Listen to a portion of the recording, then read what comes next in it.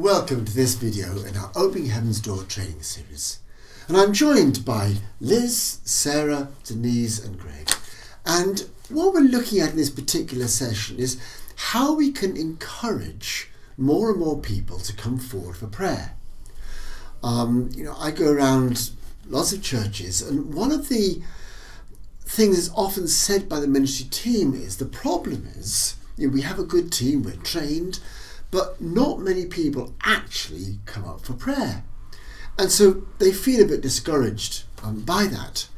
So I want to look at ways we can do that. Now, rather than just sort of chip in with a whole number of, reasons we think it might happen, I've kind of got it down to about sort of four, I think, main categories. And perhaps we can look at each of those in turn. The categories are, I think a lack of teaching is an issue. Issues about personality, the people in the team. Perhaps there are issues around the actual building where the ministry takes place. And then finally, what is going on inside the people that probably should be going forward for prayer. So I'd like to look at each of those in turn and perhaps see what we can bring or offer in the way of wisdom to how to encourage people to come forward for prayer. Let's start with this idea of, what the church teaches, because I suppose if there's no encouragement that God, will actually do something, if it's not taught that Jesus heals today, then, that is going to have an effect on people going up for ministry. Because I think our faith is built by the teaching. But I think one reason that some church leaders are reticent about teaching about healing is they don't want to be, raising false expectations and saying, hey, it's all going to happen today. And then if it doesn't all happen today, then what are you left with? So what do you think a balanced approach to teaching about healing should be? I mean, briefly. But what is that balance between, yes, let's encourage faith, but let's not promise what we cannot deliver? Any thoughts? It's interesting. We've over the summer in our church we've done a series on prayer, and one of them was unanswered prayer, and our priest in charge, Sarah, had a wonderful way of getting one member of the congregation to read out a prayer request and another God's response, which wasn't a yes, it was, I've listened to you and you need to bear this in mind and this is how I'm responding to you. And I think that was really helpful teaching. Yes. in a wider sense, because God does always hear our prayers. Yes. But we need to discover how He is responding to us. That's very earthed in particular situations and particular requests going on as well. Yeah. Super. Other thoughts, ideas on what a church should be pastorally but theologically teaching? I think we should definitely be encouraging people to ask, because if you're not asking, how can you expect God to answer? So, but obviously teaching that, God doesn't always do what we think He should be doing, but He could be doing things that are deeper or things that we can't see the results of yet, because He's looking at the big picture. We only see what's happening right at this moment, and just looking. And the good thing about that is that if you're encouraging the idea that God might be doing more, if you feel I've been asking, nothing's happening, there's still something there for you. Okay. Sarah? I think also encouraging people to keep on asking. When Jesus prayed twice for the man who was blind, we need to remind ourselves, Jesus prayed more than once, therefore keep on coming and keep on asking. And I think be specific, because I think people can come up for prayer or think, oh well, I've prayed about that, and they might have done it in a general way, but how specific have they been? Which bits do they assume, or God knows, and so I won't bother doing it? keep on coming, keep on asking. God is at work doing something. So encouraging that even if there's no visible sign of anything happening. Absolutely. Okay, thank you. Greg, what do you think? It's interesting you chose that as the first one, because I think it's the heart of the whole matter, in the sense that it's what we're expecting, and not to take away anything you've all said, which I completely agree with. I think it is so difficult when we, in the day and age we live in, the medical model where you go to the doctor and you expect to get a tablet, or you expect to get a clear prognosis of what your situation is. And so, you know, the teaching is, as you've said, is so critical. But without, it's difficult to sort of make it concrete. It's actually exploring, as Liz was saying, how God's nature, and that the answer might not be a clear yes. And the team can maybe support the person in exploring what the expectation is and navigating in terms of what might happen at the end of the first prayer. And I think it's also about, and I think I might have said before, it's a journey. It's not, you know, with the doctor analogy again, you go to the doctor, they might diagnose a viral infection or something, you get a course of antibiotics, you take them, and then it might hopefully, well, you know, 9 out of 10, it's the end of the road, it's the end of that journey of that thing. Whereas with healing ministry, it's encouraging that journey of coming again and again. Yes. And your expectations will maybe be lowered, but they might be encouraged by what happens. Yes. But it's not that set expectation like you have when you're sitting in the waiting room to see the doctor. And picking up that analogy about the doctor, we've got a wonderful health service, but you may still have to wait before you can get your GP appointment or before you get your hospital appointment. You may have to go back again and again and again. And we put a lot of faith in the doctors who may or may not have an answer. And actually, it's almost as though we can trust the waiting for the doctors more than we can trust waiting for God to answer. And keeping on coming back to God to say, well, which bit are you doing now? What are you doing at the moment? What is my God pill, if that makes sense? And yeah, I was going to say that, and I think God loves it. Like Greg was saying, when we keep coming back to Him. And I remember reading in one of the Psalms this week that God delights in every step we take to follow Him. And, you know, He's just looking for that interaction. And if it means, you know, we keep coming back, He loves it when we seek Him out, doesn't He? Super, thank you. What I was going to say was, I think in our country where we're blessed by the NHS, our first thought is, oh, I need to take that to the doctor. Not our first thought is, I need to take that to God. And really, we need teaching to encourage a dual-prong approach. You know, take it to God and the doctor. Because in other cultures, they simply haven't got that privilege that we have. But how often do we pray that God will bless those antibiotics to our body? Sure. Or things like that. You know, we're not encouraged or taught that God can work through those things very often. Okay. I want to move on to one of the other topics, and that's to look at, in a sense, the team itself.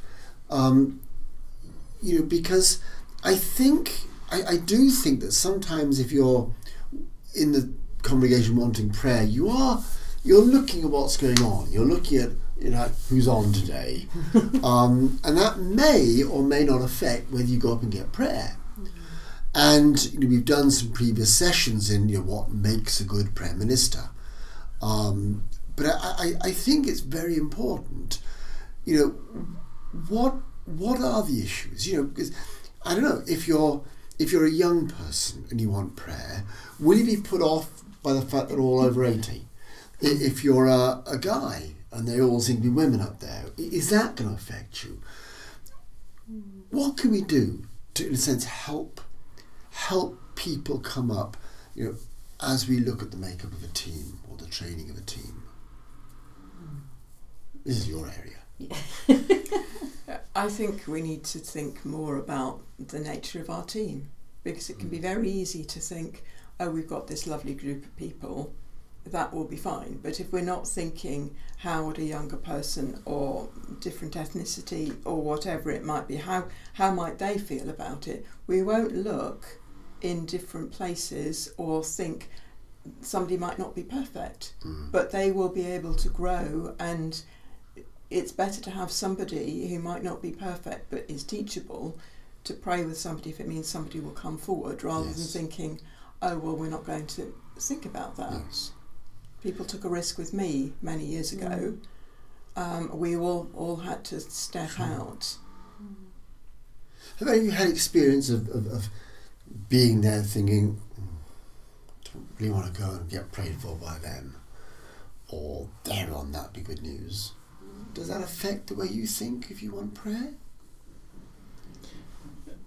I can't say it has really, actually. Not really, but just going back to the nature of the team, you've put a model forward that there's a team and the rest of the congregation go to that team, and that is something that one could explore in terms of empowering the whole body to be praying, recognizing that the Christian Healing Mission is here to resource people and make sure that they have those skills to be as effective as possible.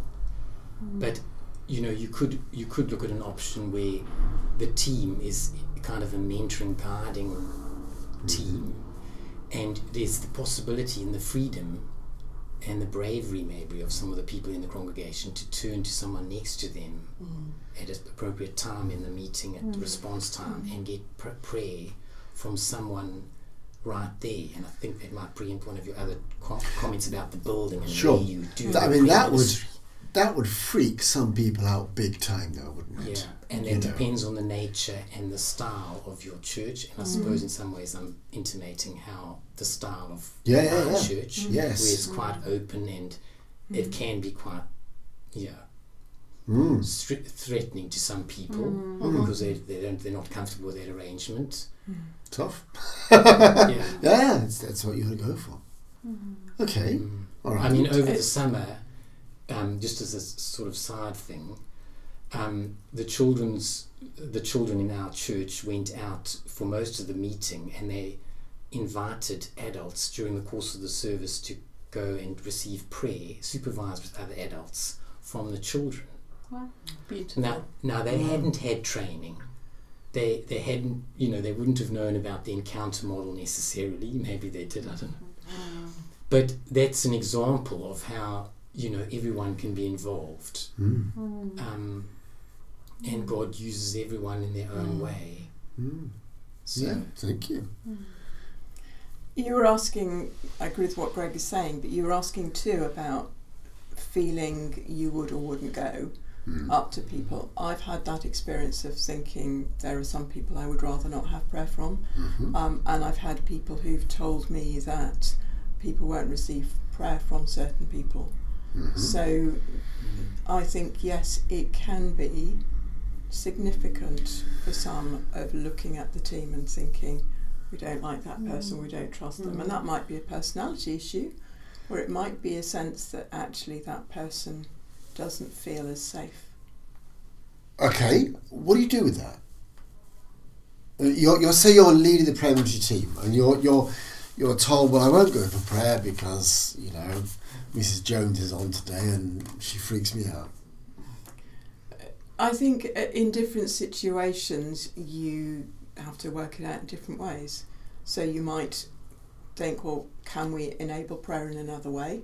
Or you might think, this is that person's issue, grow up, don't manipulate me so that you're just expecting me to pray for you. Be a bit discerning. Be a bit discerning in the situation. Or you might need to speak to somebody and just work out what's going on. Super. Okay. We raised back there the idea of the building. Can that be a difficulty? I mean, I know that sometimes the comment is made that folk would like to go for prayer, but they want it to be very confidential. And sometimes the building just doesn't give the space for you to feel no one's overhearing. Or, consequently, it's a very it can be a very long walk up to get prayer, and you're wondering, are people wondering what I'm going up for, you know? How do we handle buildings? Our church, we used to ask people to come to the front, and we got a very limited result from that, but it tends to happen now anywhere in the church. So someone will come and find someone and ask them to pray for them, and it could be in the coffee queue or sitting in a pew at the back, or because they know the people they can ask to pray for them, and so they just find them in a space and say, can we do it here? But I think it is off-putting to go to the front. So would your prayer ministers wear a badge, or are they just because they're known and trusted members of the congregation? I think people just know who does it. Yeah. Come to them. We're quite a small church, so people just tend to get to know you, and they trust, people they trust. So Yes. That's how it tends to be more often in our church these days.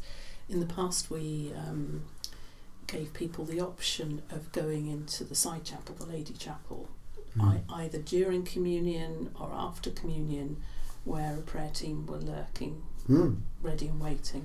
But hiding in the shadows. We didn't have a huge take-up, sadly, so hence it tends to come out of conversation, and then you'll find people praying for each other. Which sounds a much healthier way of doing it, doesn't it? Just coming out of conversations. It's something more towards that model you were talking about, that everyone's empowered to do it, but certainly if you're on the team, you have some expectation you are allowed to, at least. And one would hope people who have a pastoral heart and have been trained will have their antennae out more. Whereas we go to one area of the church and people know that during communion that's the time to go, and there might be a couple of people waiting, or they will notice, and others will then come up and pray if we need another team on. And I think the space matters, but we've tried different places, and part of it is an issue of volume. Because if you're praying during communion, it might be that you can't hear as much, or else if communion's finished and you've then got the last song or hymn again, that can be difficult. But that's better than we've tried different places. You have to work with what you've got. The final, in a sense, category or sort of general theme is this idea of you can have a pastor or a vicar preaching well about healing. You can have a great team. You can have a building that is beautiful, fit for purpose, with little prayer chapels, whatever.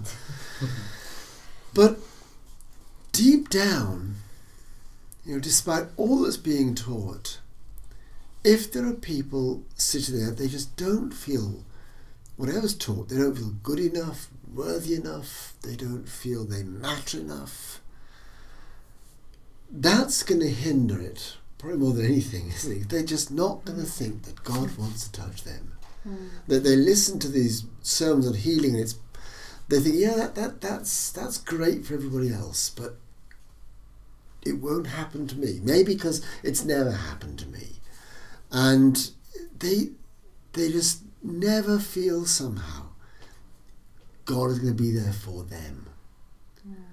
How can we reach out to these people? I think sermons are brilliant, but sometimes I think they go straight over people's heads. If you've grown up with that mindset, this isn't for me. God ain't there for me. A couple of talks ain't going to do it. But they're the people that really need, I think, to know that outpouring of God's love in a ministry context. How can we get alongside them? How can we encourage them? My first thought is encourage people to give testimony of where God's met them, because it's somebody who sits next to them in the pew that God's done something. It's different to God doing something for the vicar, or and it just increases. Or maybe God might listen to me, then maybe I could ask him something. So encouraging testimony, that's something I think we'd really like to encourage in our church, more of what's God done this week for you, and bring something, make it real for the moment, not just... Does that happen in your church? In our church, our vicar does that. In our church, it happens a reasonable amount. Sort of every few weeks, we'll have somebody going forward, and it's great. Or to give testimony to what God has done. And it does encourage people, particularly when people say, it really wasn't what I expected, but God's done this and it's reminded me I need to go and ask for more. Yes. And so it says to people, my faith, I wasn't expecting a lot and God did more than I expected. I think that helps people to think, okay, I don't have to expect loads. God will meet me where I'm at. Super. Okay. How else can we? Don't test me. It's a brilliant idea. What other ways? I was just thinking of one of you mentioned the coffee queue. Was it mentioned coffee queue? That probably is where you will meet people expressing their feelings that they're not feeling worthy. And I'm not sure they will. Oh, really? I actually think that's a very personal thing to come out with in a coffee queue. Yeah, maybe you're right. It's those people who silently sit there thinking, oh, I've really mucked my life up, I really can't go to God with this. Actually it's quite hard to challenge it in a human, in a human way. And so when you were talking about it, I was thinking, really, it's just praying that there will be a divine revelation of God's love in a way, but also providing the space for that in some way. So,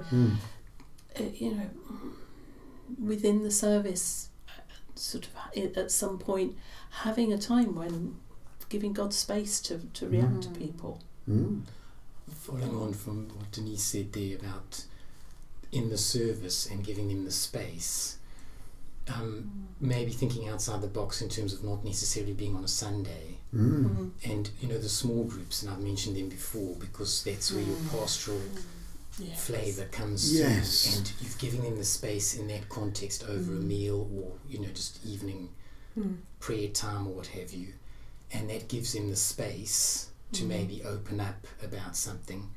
And then in terms of that almost intercessory thing, if you're aware that there's a block to them wanting to receive prayer, there's the role, you can have intercessory prayers that are people can be praying for people for something to break and for something to happen. And we need to watch too that we aren't thinking, okay, my agenda is that I think somebody doesn't want to come for prayer for X, Y and Z. God knows that. Maybe they might come because they've hurt their toe or something else. So I think that there are occasions when in a coffee queue you're chatting and you hear that somebody's not particularly well. You can say, well, would you like some prayer for that? We could just stop now if you like, or go back into church. And that's what I've done. Or situations where it's come up before church or in the peace, and then you can say, well, I've had people who've brought somebody up. They couldn't go on their own, but somebody has come along with them and either sat there or just left them to receive prayer. And in that situation of receiving, they of course might open up about other things if they can trust the people. But they don't have to. It might be we don't necessarily go to God with the biggest things first. It's we take small steps and we can trust God that He knows the small steps that somebody needs to take. And I think going on from trusting God, that He sometimes doesn't need us to pray, that He can meet someone as they're singing a worship song and do amazing things. And so, we have a formula, we think we need to do this and it's amazing, but sometimes God just bypasses us completely anyway and meets them in different ways. Well, thank you, my panel of experts, for that wisdom. I think there was just a lot there. And, maybe in your own setting, it might be a different thing, but I hope there's something what we shared that can offer you just some glimpse of wisdom to help people in this glorious ministry of receiving from God. So thank you all. Bless you.